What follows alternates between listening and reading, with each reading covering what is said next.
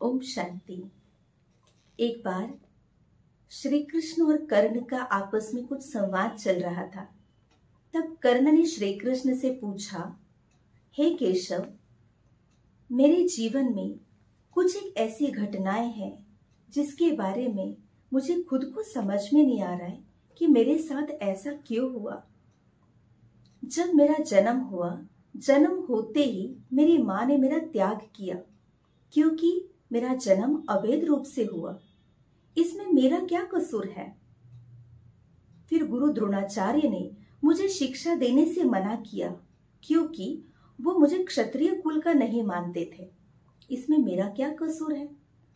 फिर द्रौपदी स्वयंवर में मुझे भरी सभा में अपमानित किया गया क्योंकि वहां जितने भी राजाएं थे उसमें से मुझे कोई कुलीन राजा नहीं मानते थे, इसलिए वहां मुझे अपमानित किया गया। उतने में श्री कृष्ण ने उत्तर देते हुए कहा, हे कर्ण, मेरा तो जन्म ही जेल में हुआ। जिस रात मेरा जन्म हुआ, जन्म होते ही मुझे भी अपने माता पिता से अलग किया गया।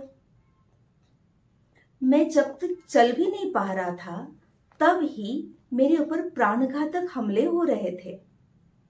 मैं बचपन से ही गायों को चराया, गायों के गोबर को अपने हाथ से उठाया।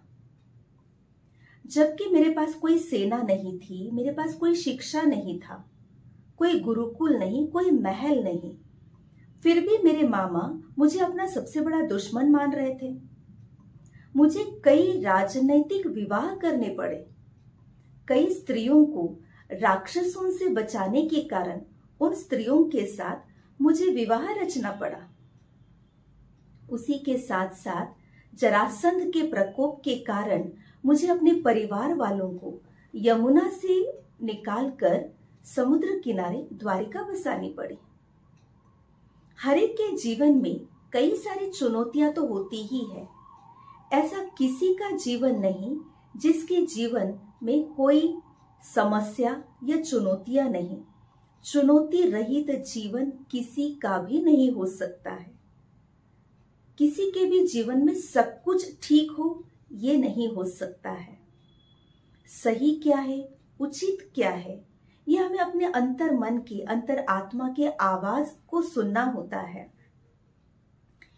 इससे कोई फर्क नहीं पड़ता है कि हमारे साथ कितनी बार अन्याय हुआ।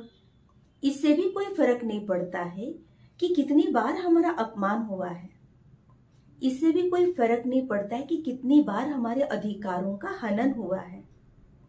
आवश्यकता होती है केवल हमें इन चुनौतियों को ज्ञान के आधार से सामना करना, इसको पार करना और अपने जीवन का आनंद उठाना। हमारे पास जो है वो पर्याप्त है, जो है वही उचित है। जिसके पास ज्ञान है उसके लिए हर रोज मौज है, नहीं तो समस्या तो हर एक के पास हर रोज है। ओम शांति।